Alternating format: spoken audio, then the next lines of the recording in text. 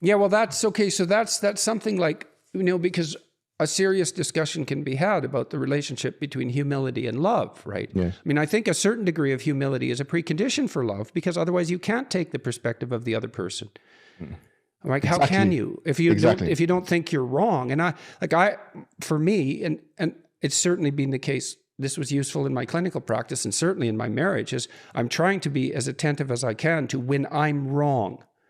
And that seems to be a reasonable move that comes forward, out, and I think that's really good. That's a good part of your person. I think that's why a lot of people actually love your work and love you as a person, because you come across as extremely authentic and sincere. That we don't find that kind of thing in kind of a lot it's of not like discourse. it's not like it's obvious to me that the Christians have it right and the Jews and the Muslims have it wrong. And so that's certainly not the case at an individual level. It's way more complicated than that, way more. And so we're just not going to go for answers. If we go for answers like that, we're going to be at each other's throats. And how about we aren't? How about we're not? How about we make peace? Hey, and so you and I, we had a peaceful conversation, so good for us, and hooray. And hopefully we'll have some more. And I would very much like to see you in Cambridge or Oxford, and you can listen to my arguments in a more detailed manner that way, and that might address some of the philosophical concerns that you were raising. Yeah. So I'll get an invitation out to you, well, likely today. So, fantastic. And hopefully we'll be able to talk again. And thank you very much for agreeing to speak with me. I appreciate it. And for correcting me on my misapprehensions. Thank you, Dr. Jordan. And you're most welcome to come and speak on my podcast as well. And as I said, a lot of traditionalist Muslims really look up to you.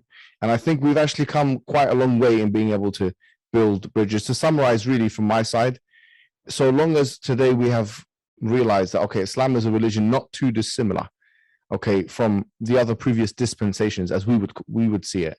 And that there are things, there's a flesh that joins these religions, and also that peace is possible. Peace is possible. Good. Well, then let's see if we can be good enough people to actually want peace. Let's try and see what we can do. All right, man. We'll see you. I hope we see each other in the UK. And I'd like to say hello to all the listeners and watchers of this from the Islamic community. And let's see what we can do together, man. Yeah, and you're invited to any mosque, I think, in the UK will have you, because you've already got the presence there.